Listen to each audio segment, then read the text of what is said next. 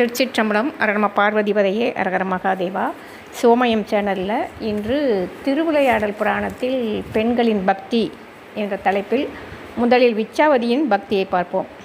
இவள் விஸ்வாவசு என்னும் கந்தர்வனின் மகள். பெரிய ரதி போன்ற அழகு, கற்பில் அருந்ததி, கல்வியில் கலைவாணி. ஒரு நாள் அவங்க அப்பாவை பணிந்து அவரை தந்தைக்கு தந்தையாகவும் இருப்பார், அவருக்கு குருவுக்கு குருவாகவும் இருப்பார். அதனால் அவர்கிட்ட கேட்குறா, நான் பார்வதி தேவியை தரிசனம் பண்ணணும், அதுக்கு நான் என்ன பண்ணணும் அப்படின்னு கேட்குறா. அப்போ அவர் சொல்வார், உனக்கு ஒரு உமாதேவியாரின் மூல மந்திரத்தை நான் சொல்கிறேன், அந்த மந்திரத்தை நீ சொல்லிக்கிட்டே இருந்தேன்னா உன்னுடைய ஆசை நிறைவேறும் அப்படின்னு சொல்லி அவருக்கு அந்த மந்திர உபதேசம் பண்ணுறாரு. விச்சாவதி ரொம்ப சந்தோஷப்பட்டுட்டு கேட்குறா, நான் உமையவளை தரிசித்து தவம் புரிவதற்கு உகந்த திருத்தலம் எது என்பதையும் எனக்கு சொல்லுங்க அப்படின்னு கேட்குறா. அப்போ அவர் சொல்கிறாரு, திரிகால ஞானிகள் வாசம் புரியும் துவாதசாந்தம் என்னும் இந்த நம்ம மதுரையை தான் அவர் சொல்கிறாரு. அது 3 லோகங்களிலும் சிறந்தது. காசி விசாலாட்சி, காஞ்சி காமாட்சி, மதுரை மீனாட்சி. அந்த மீனாட்சி அவள் ஆட்சி புரியும் திருத்தலம்தான் மதுரை. உடனே கிளம்பி வர்றா. அந்த காலத்துலலாம் நடந்து தானே வரணும், காடு மேடு காட்டாறு எல்லாத்தையும் கடந்து இந்த கடம்பவனம்ங்கிற அந்த மதுரைக்கு சேர்றா. மதுரைக்கு வந்தவ என்ன செய்கிறா, பொற்றாமலை குளத்தில் போய் நீராடுறாலாம். முதல்ல அந்த காலத்துலலாம் குளிக்க விட்டுருக்காங்க. குளித்து இந்த சிவ சின்னங்களையெல்லாம் அணிஞ்சு அப்படியே கோயிலுக்குள்ளே போய் முதல்ல சிவபெருமானை வணங்கி அப்படியே மீனாட்சி முன்னாடி நிற்கிறா. நின்றுட்டு அவள் விரதம் ஆரம்பிக்கிறா. எப்படி ஆரம்பித்தாலாம், முதல்ல தை மாதம் ஆரம்பிக்கிறா.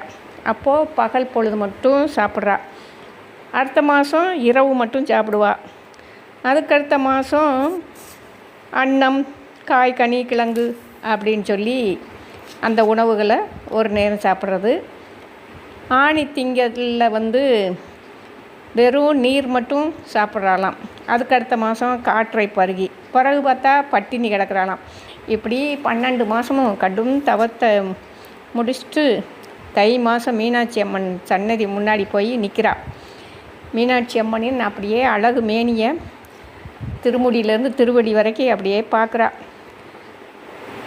அப்போது அம்பாளை புகழ்ந்து பாடவும் செய்கிறா. இந்த விச்சாவதியின் பக்திக்கு அருள் செய்ய திருவுள்ளம் கொண்ட மீனாட்சி அவள் முன்னாடி ஒரு 3 வயது குழந்தையாக காட்சி கொடுக்குறாங்க.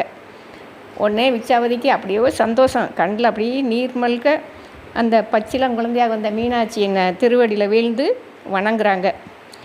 அப்போது அந்த மீனாட்சி கேட்குறாங்க, விச்சாவதி நீ எதனை விரும்பி இத்தகைய கடுமையான விரதத்தை மேற்கொண்டாயின்னு கேட்கவும் அந்த விச்சாவதி சொல்கிறாங்க, உனது திருவடியை என்றும் மறவாது வாழ எனக்கு வரம் தர வேண்டும் அப்படின்னு சொல்கிறாங்க.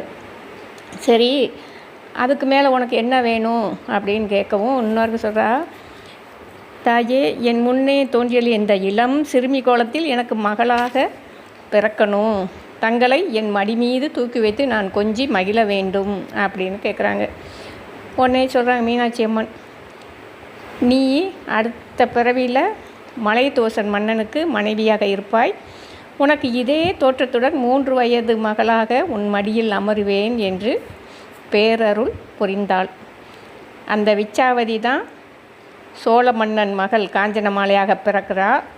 அந்த காஞ்சனமாலைக்கு தடாதகை பிராட்டியார் என்னும் திருநாமத்துடன் மகளாக பிறந்தால் நம்மளுடைய மீனாட்சி அம்மை. திருச்சிற்றம்பலம்.